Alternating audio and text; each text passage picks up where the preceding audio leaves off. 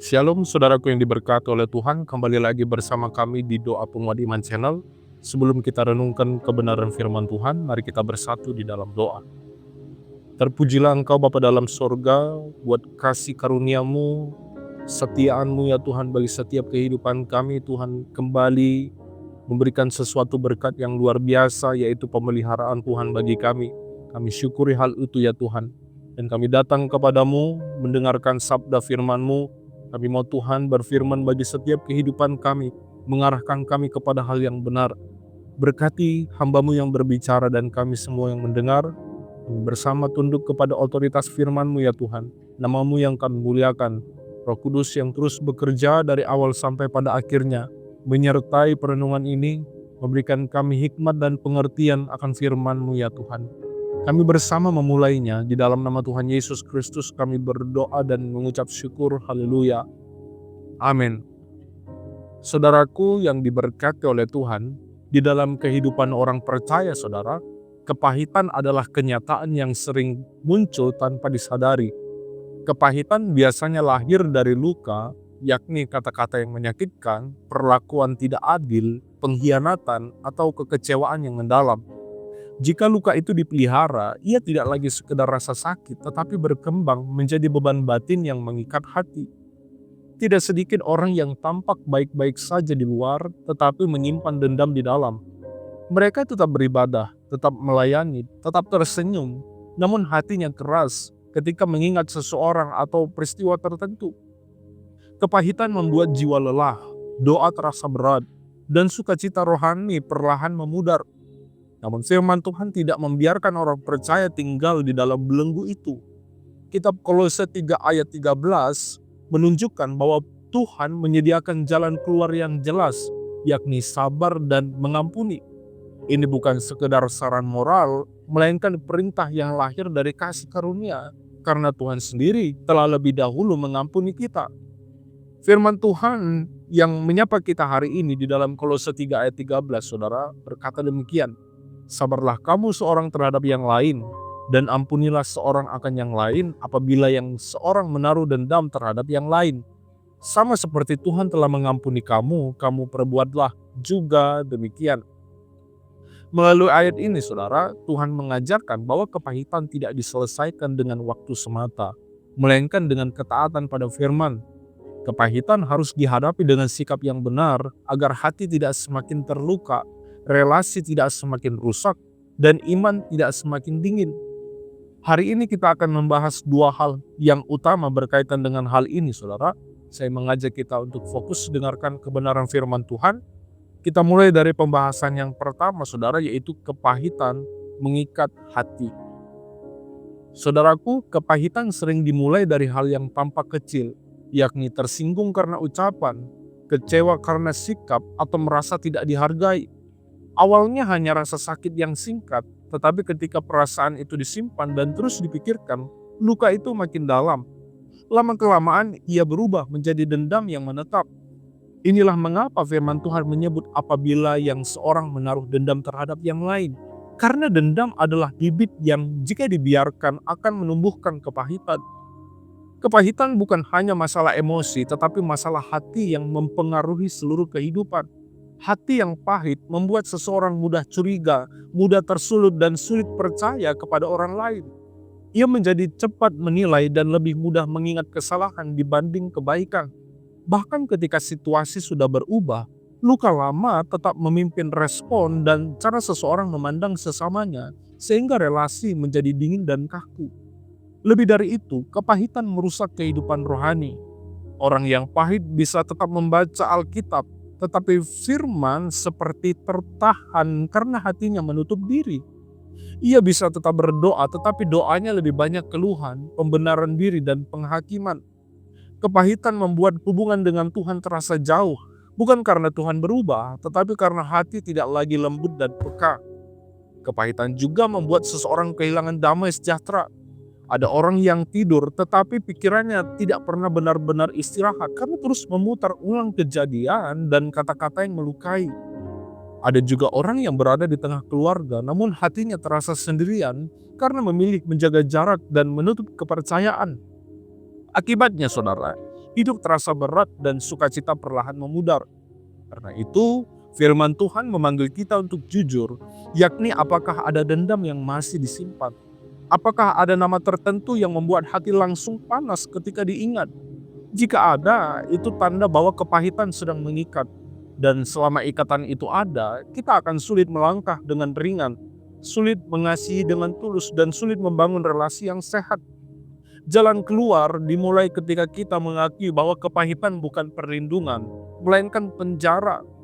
Kepahitan tidak benar-benar menghukum orang yang menyakiti kita. Kepahitan justru meracuni dan mengurung hati kita sendiri. Maka sebelum berbicara tentang mengampuni orang lain, firman Tuhan menolong kita supaya hati kita disembuhkan dan dibebaskan, sehingga kita dapat hidup di dalam damai sejahtera Tuhan, saudara. Puji Tuhan. Dan sekarang kita masuk kepada pembahasan yang kedua, yakni jalan keluar dari kepahitan. Saudaraku, firman Tuhan di dalam kitab Kolose 3:13 tidak hanya berkata bersabarlah, tetapi juga ampunilah. Artinya Tuhan tahu bahwa dalam relasi pasti ada gesekan, ada luka, dan ada momen ketika hati ingin membalas. Tuhan memahami saat kita merasa disakiti, diperlakukan tidak adil, atau dikecewakan. Namun Tuhan tidak memanggil kita memelihara dendam, saudara, melainkan memilih langkah yang memerdekakan, yakni mengampuni supaya hati tidak dikuasai kepahitan. Mengampuni bukan berarti menganggap luka itu sepele atau berpura-pura tidak terjadi apa-apa. Mengampuni juga bukan membenarkan kesalahan. Mengampuni adalah keputusan rohani untuk tidak lagi menuntut balas, tidak terus mengungkit, dan tidak menyerahkan hidup pada racun kepahitan. Kita boleh mengakui bahwa kita terluka, tetapi kita menolak tinggal di dalam dendam yang mengikat hati. Firman Tuhan memberi standar yang sangat jelas, dikatakan sama seperti Tuhan telah mengampuni kamu. Inilah dasar yang paling kuat. Kita mengampuni bukan karena orang lain selalu layak dimaafkan, tetapi karena kita sendiri telah menerima pengampunan yang tidak layak kita terima, saudara. Saat kita mengingat besarnya belas kasihan Tuhan, hati kita mudah dilembutkan untuk melepaskan orang lain. Mengampuni juga seringkali merupakan proses. Ada luka yang bisa selesai di dalam satu doa, tetapi ada juga membutuhkan waktu karena di dalamnya ada rasa sakit yang luar biasa. Namun proses itu tetap bergerak ke arah yang benar. Setiap kali kita memilih taat pada firman Tuhan, kita sedang melangkah keluar dari penjara kepahitan sedikit demi sedikit. Selain mengampuni, firman Tuhan juga berkata, sabarlah kamu seorang terhadap yang lain. Kesabaran menolong kita menahan diri, tidak bereaksi terhadap emosi, dan tidak memperbesar konflik. Banyak kepahitan lahir karena kita terlalu cepat menilai dan menyerang tanpa memberi ruang bagi Tuhan untuk bekerja di dalam hati kita dan hati orang lain. Ketika kita belajar sabar dan mengampuni, hasilnya bukan hanya relasi yang mulai dipulihkan, tetapi jiwa yang dipulihkan. Kepahitan mengikat kita pada masa lalu, tetapi pengampunan membawa kita berjalan ke masa depan. Mengampuni bukan kalah, saudara. Mengampuni adalah menang, karena kita memilih hidup di dalam cara Tuhan, bukan cara daging. Di akhir perenungan ini saya mau menyimpulkan, firman Tuhan menunjukkan bahwa Tuhan tidak ingin kita hidup di dalam kepahitan dan dendam. Kepahitan tidak pernah menolong kita menjadi lebih kuat. Sebaliknya, ia mengikat hati, melelahkan jiwa, dan perlahan merusak kehidupan rohani. Kepahitan membuat damai sejahtera hilang, doa menjadi berat, dan kasih menjadi dingin. Karena itu Tuhan memberi jalan keluar yang nyata dan jelas, yakni belajar sabar satu terhadap yang lain, serta memilih untuk mengampuni. Kita dipanggil untuk mengampuni bukan karena luka itu kecil atau tidak menyakitkan, tetapi karena kasih karunia Tuhan jauh lebih besar dari luka kita. Standarnya jelas, sama seperti Tuhan telah mengampuni kamu, kata firman Tuhan.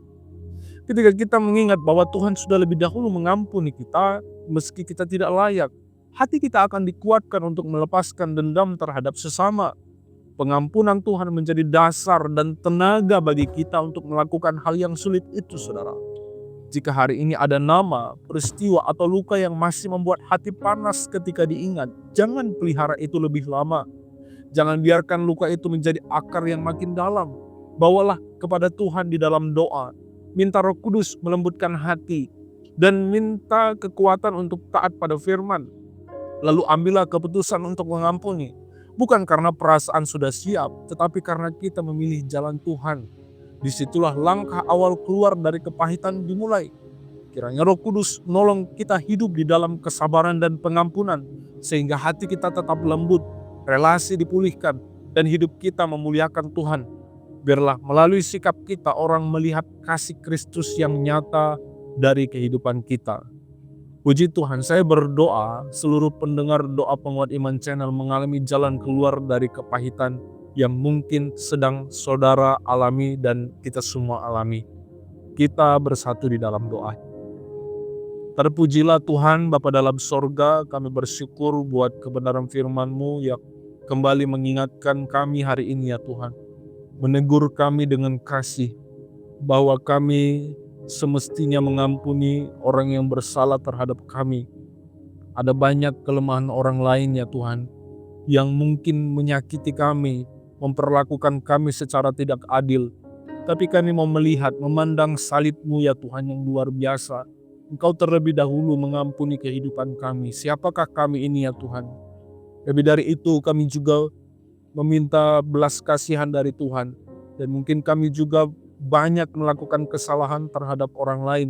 Menyakiti orang-orang di sekeliling kami yang kami sadari atau tidak kami sadari. Ampunilah kami ya Tuhan. Ajar kami untuk melakukan hal yang benar. Hari demi hari kami semakin mengenal apa yang menjadi kehendak Tuhan bagi kami ya Tuhan. Di dalam nama Tuhan Yesus Kristus. Bapa yang baik, Bapa dalam sorga, kami berdoa bagi seluruh pekerjaan kami.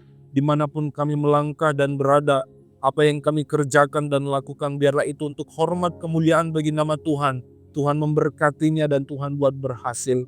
Terpujilah nama Tuhan. Di dalam nama Tuhan Yesus Kristus, kami berdoa dan mengucap syukur, haleluya. Amin.